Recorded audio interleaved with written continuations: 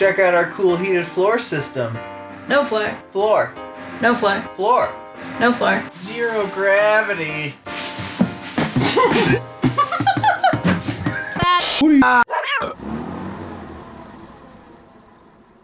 Okay, our heated subfloor layout.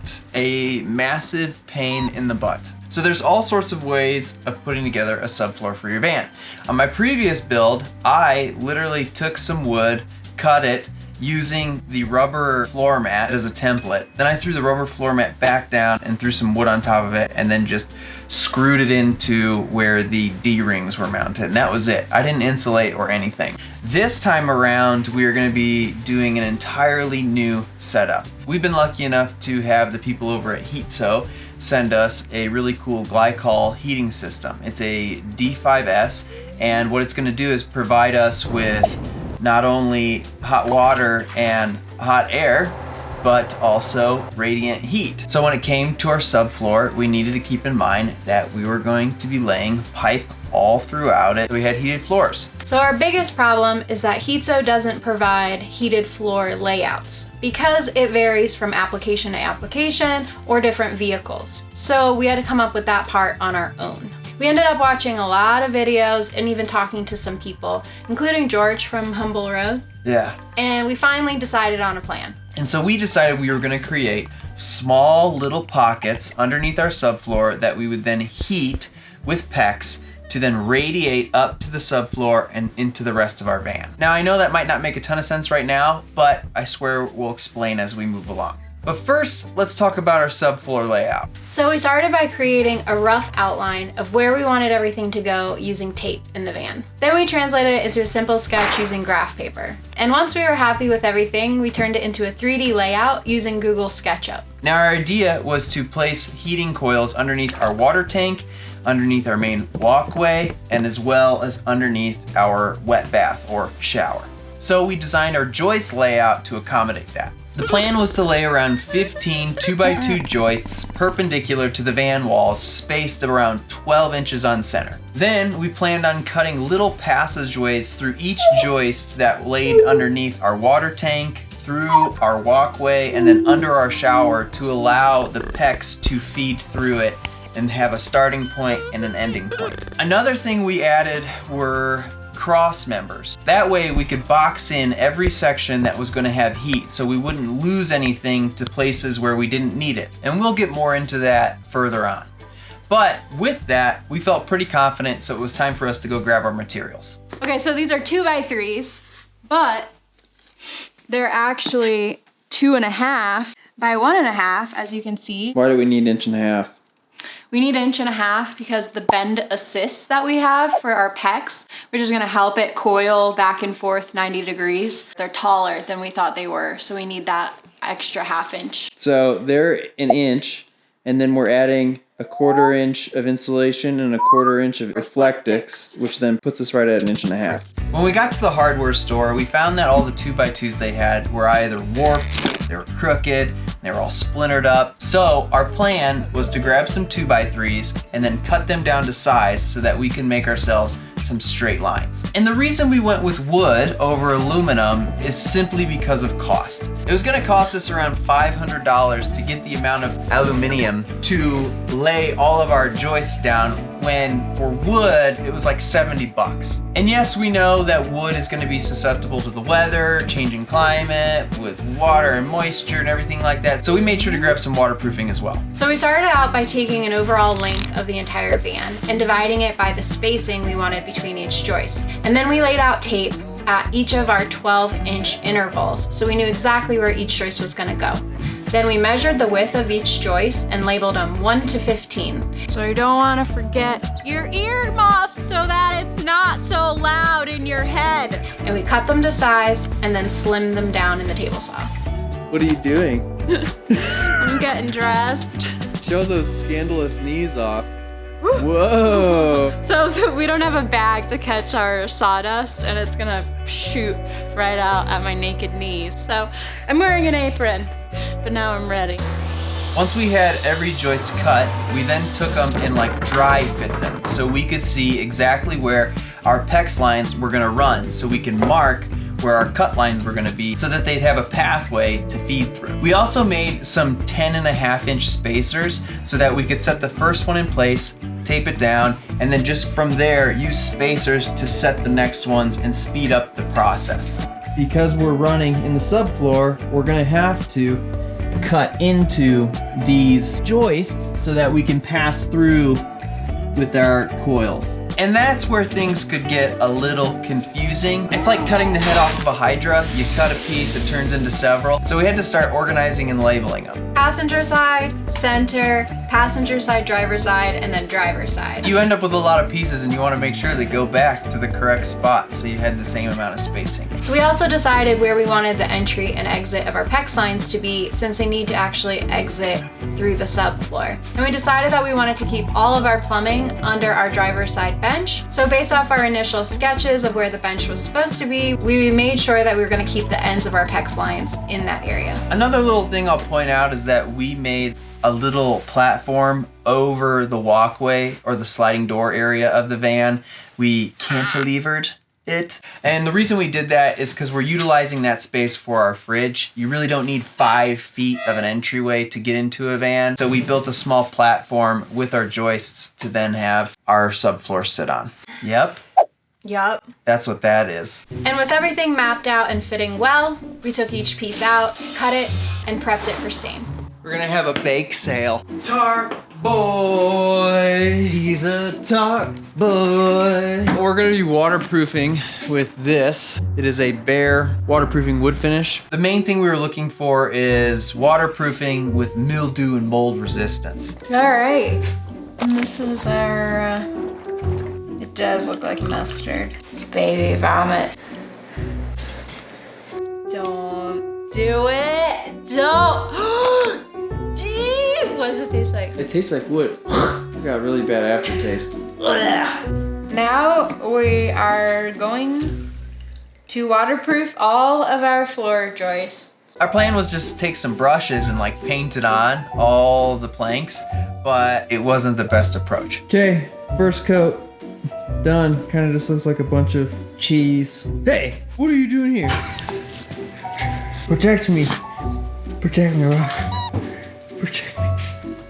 That stuff did not dry. We don't know if we applied too much or if it was because like the temperatures were a bit cooler, but we put space heaters up and I even came back and wiped it all off and let it sit and it was still a bit slimy. They're supposed to have like a 2-hour dry time. Yeah. And we left them over 12 hours. Over 24. We waited all the way until dry. night to put the joists in. Yeah. So I don't know. Did we do something wrong or did we just pick a bad product? Maybe you guys have a better idea for a good waterproofing. If you do, just leave it in the comments. That would be super helpful. So once we had everything waterproofed, it was time for us to adhere all of those joists down to our van. We've got everything in and we've got it mocked up. Now we need to clean where we're going to be adhering. So you want to show what you got? Well, this is an old recycling Lysol bottle, but it actually has Mrs. Meyer's Everyday Clean in it. It's just like a natural, made from plant-based, chemical-free cleaner, and a Holy sock. And we're just gonna clean the surface where we're gonna apply the adhesive. So we don't have to do the whole thing, but we marked with Sharpie where all of our joists are gonna hit, and we're just gonna clean that area. The adhesive we're using is Loctite marine adhesive. It's got a 24-hour cure, watertight, flexible bond. We're also not going to scrape off our surfaces. We coated this whole thing in like a primer. So this should all be fine to adhere to. And that's another reason why we only put the sound deadener in these deep divots so that on the high points, we will have a nice solid surface to glue to. The floors of these sprinters have these ribs that go like steps. So you have high spots across the entire floor.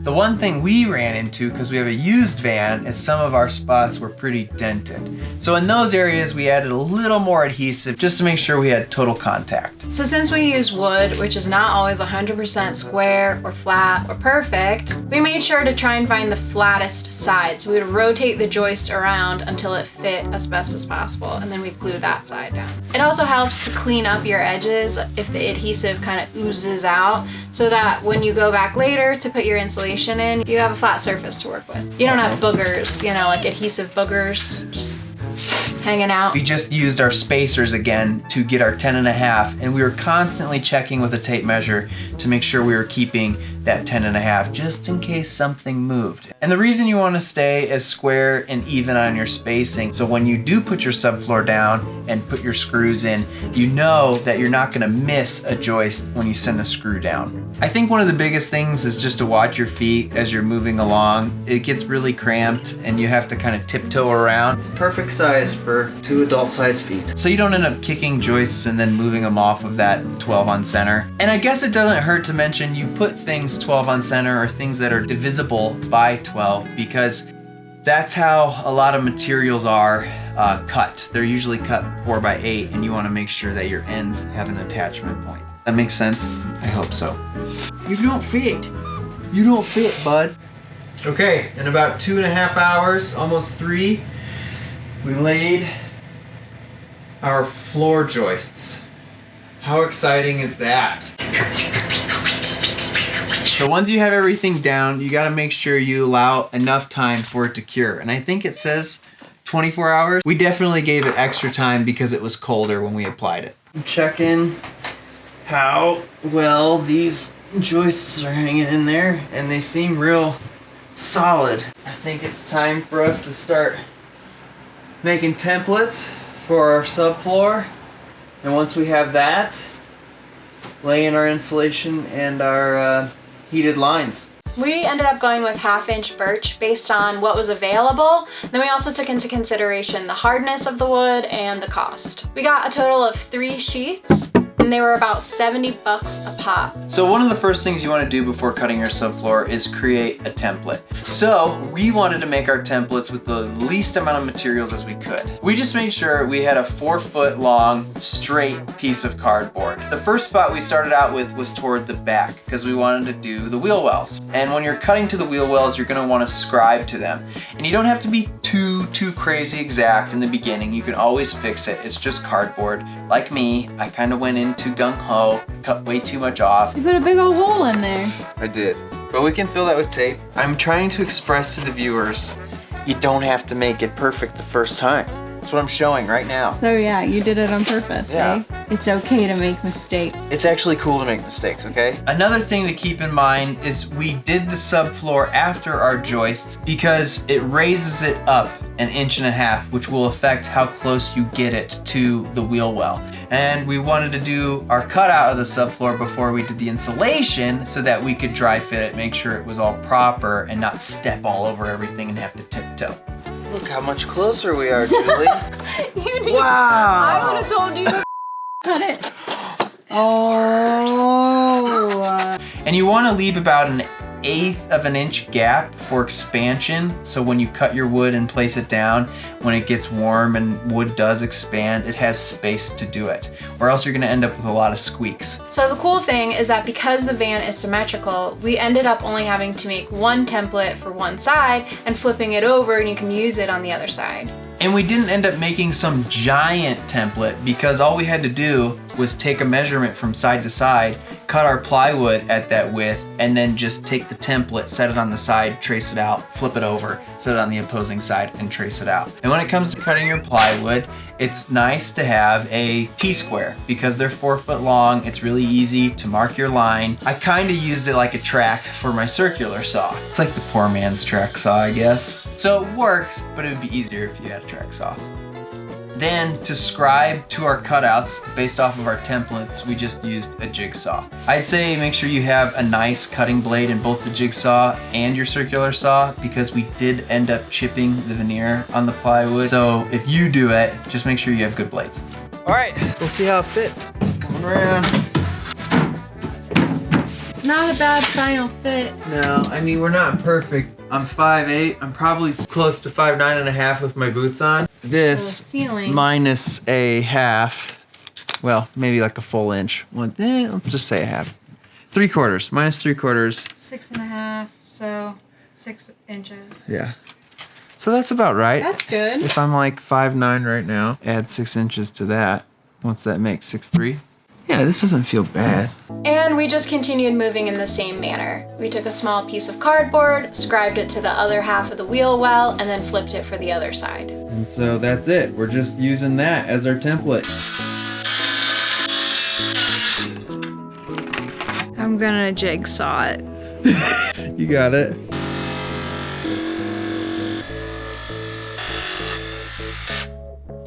Very good. All right, Rock's our guard dog for the day. Okay, we got 2 pieces in. Now, Julie is making our next template, which is very minimal. We traced one side, and then the other side was slightly different because it landed into the sliding door. So we just accounted for that and made the adjustments on the fly and made it fit to what we needed it to. Because it needed to be cut to the little cantilevered platform we had for our fridge. All right, let's see how it lines up. Pretty dang good. Flush, flush. And then the 4th section was just 2 smaller pieces, which we didn't need a new sheet. We just used the cutoffs from our previous sheets.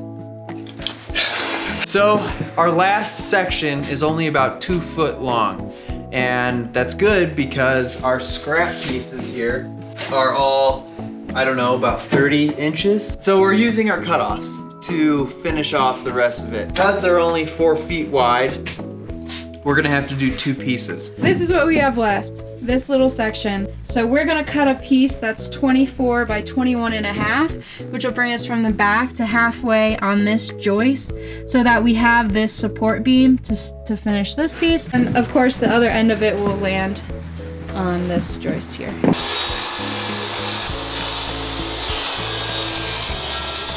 So the last thing we have to do is scribe out the corner of this for this little joist that bumps out here. Last piece. Solid. Look at that. It's a whole floor. The whole floor.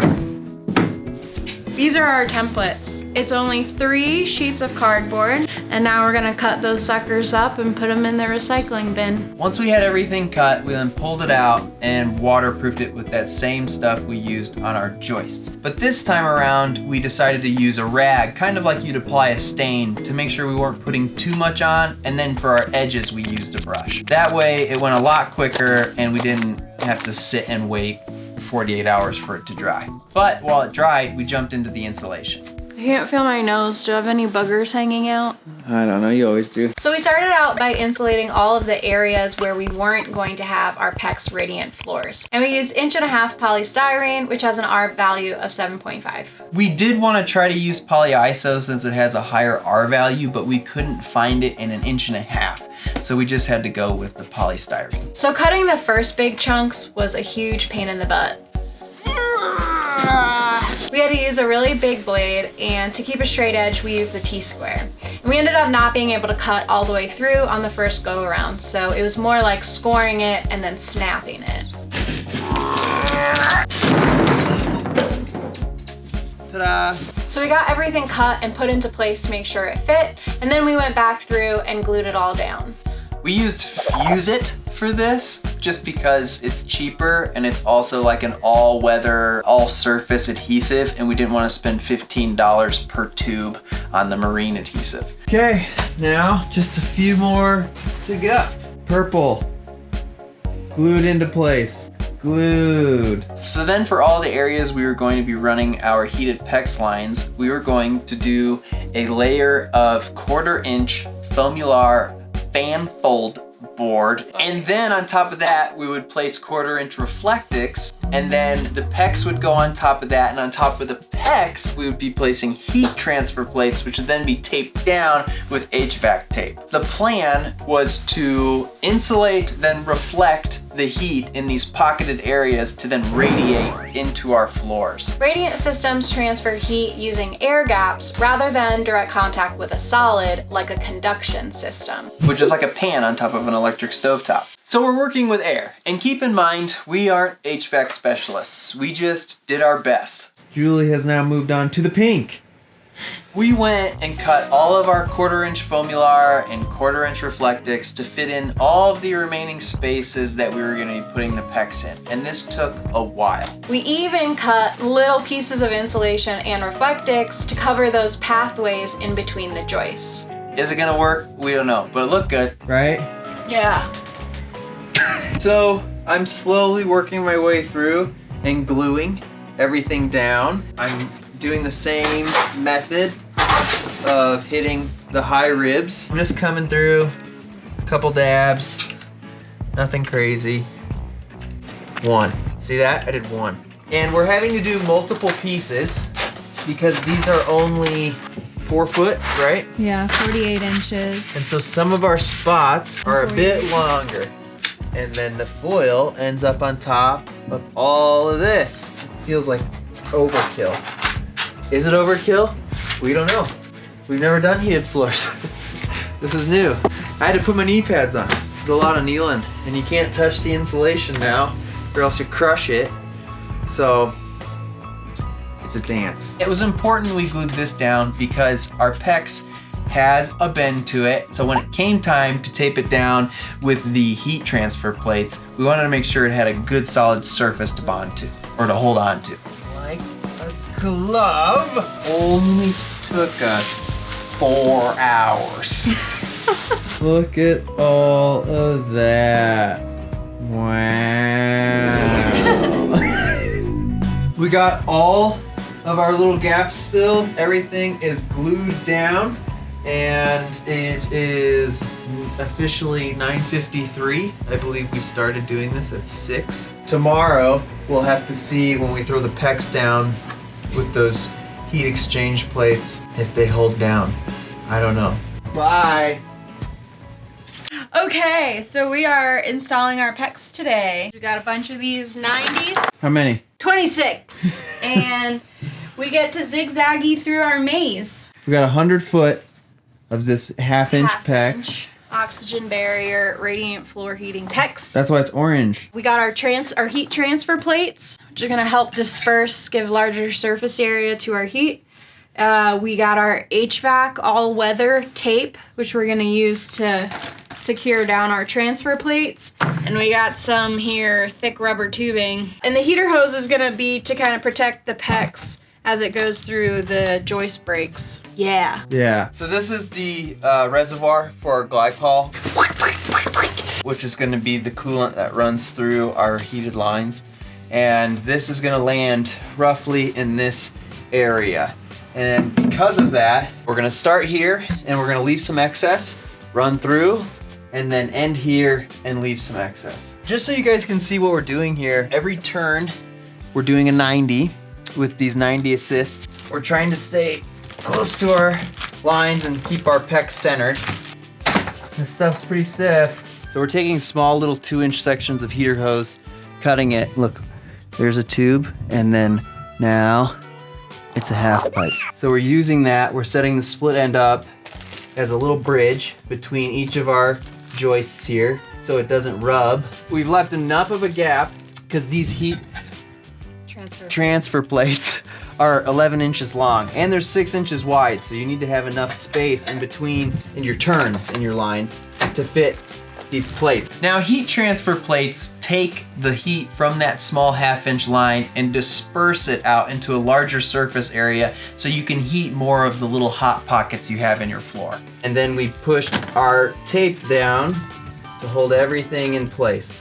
And one thing we'll say about the heat transfer plates is when you're taping them down, you want to make sure to have at least an inch overhang on the floor, because at times the tape didn't want to stay adhered and it kind of wanted to lift off of the Reflectix. Alternatively, we did go back and place 2 strips on some of the transfer plates, really to ensure that they would stay. Under our water tank, the runs were long enough that we could put 2 heat transfer plates per run.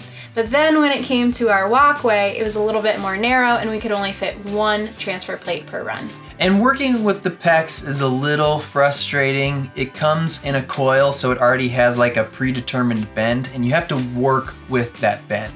Right now, see how it wants to lay this way? To get this one, we have to flip it kind of upside down. So we'll get that turn there, and then when we get to this one, we're gonna flip it back again this way. So you're constantly flip-flopping the whole coil. I will say there were a couple in the very beginning that the corners were trying to like buckle up. The way I fixed that later on was bending the centers of those runs so that the high point is in the center, and then that wants to push down while this pushes up, but we're taping it down so it keeps it all nice and flat. We finished. So it took us 2 hours. Yeah, we started at 1. We start here. It's gonna come out of the holding tank and run up the side here. Wraps around, our water tank is here. We run all the way up. This is our walkway, like in the actual van. And on this side is gonna be another bench seat, and then our shower and a standing closet. And you can see here where we've like got the return or the feeder line next to one of these coils wrapping here. We didn't go more than 6 inches here. They say not to get them closer than 4, so we played it safe. We have 12 inches on center between our floor joists, which left us with 10.5 inches inside to inside. And then our PEX lines are about 12 inches apart. And then total PEX, 70 feet. About 70 out of 100-foot run that we got. And with that, it was finally time to take our subfloor and tack it down. First I went through and I put a piece of tape up on the side of the van where each of our joists were, so that when I went and put the subfloor down, I knew exactly where my joists were. Then I brought each piece of subfloor in and popped it into place. Then I went back with a chalk line and I marked a perimeter about 1 inch off the van wall. The reason I marked the chalk line was to make sure I had a consistent and even spacing between my screws. So finally, I pre-drilled all of my screw holes and popped 1.5 inch multi-material screws into place. Keep in mind she only put a few screws on each piece of plywood because we just wanted it in place and good to go for driving for the holidays. We knew we were gonna have to come back later on, pop them up again, and pop a whole bunch of holes for our hydronic heating system and other little like water drains. So everything's in place right now, but once we're like solidified in our design and the way our layout's gonna be, we're gonna come back through and probably add screws in every joist spaced about 12 inches apart. That's it, our whole floor. What? You smell that? It's success. So we have gone and rigged up a battery and put together our heating system and filled it with coolant so we could test out the floor for you guys. And we've had it sitting now for an hour. We did it for about a half hour to get all the air out of the lines and then see how it felt, and got a quick couple readings. 73, and then say if we pointed at the back where we have nothing, 44. And it was working, but it wasn't like super spread out. You could definitely tell exactly where the heat was coming from. But we've let it sit now for an hour, and I can tell that the heat is now way more dispersed throughout the floor. You can feel it on your butt, like it's warm. So if I take this temperature gun and I shoot it at the areas where we don't have the heat running, about 57 there, and then back here, about 53. And where we have the lines running, there are spots that are still a lot warmer, and I think it's at our turns, like here and here. So if I go there, 77, 80, 81, and then if I went all the way out here, 75 here. So that's that. We don't know if this is like the best way to do it, and we don't know if our system's the most efficiently set right now, but we've got it mocked up and it's running and working and it's warm in here, which is what we wanted. And there you have it. a heated subfloor. It was a huge undertaking. First going into this, we were pretty stressed out and we didn't know what we were getting ourselves into, especially since we couldn't get like a solid answer on anything. It's really just all custom. Like it's Yeah. absolutely specific to the design that we built. Yeah, I'm really curious to see how this like diesel glycol system works and how efficient it is and how well radiant heat works in a van. Anyway, I really hope that this helps you guys, and this is like a comprehensive explanation on a good way to lay out a heated floor system. If you enjoy this and if you found it helpful, help us help you by subscribing and liking and commenting and sharing all of those things so we can continue making this content and living. Yep, that's it.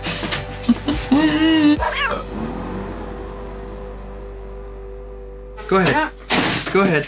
Fat butt, come on. Question of the week. So what's your favorite form of getting heat? Curling up with a dog. Burning money? Crystals. Trapping a fart under a blanket? Running your shower for 3 hours. Friction? Anxiety overload and panic attack. Breathing on each other? Let us know your most creative way of staying warm and maybe we'll utilize it. All right. Bye-bye now. Bye.